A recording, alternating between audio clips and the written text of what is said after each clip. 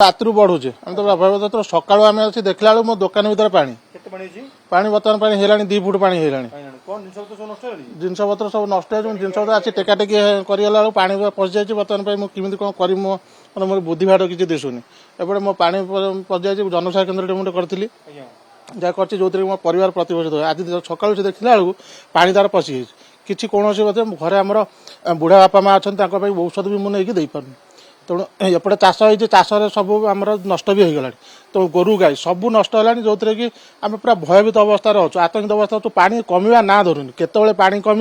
कौन हम आम जापारू आम काली राति जहाँ खाई तो आम खाया भी आमको मिलनी किसी मिलनी बर्तमान एपटे दुकान देखू ना घर देखू ना पानी देखू आम किसी चिंता कर रात्रु बढ़ुचे आम तो प्रभावित सका आम अच्छी देखला बेलू मो दुकान भर पानी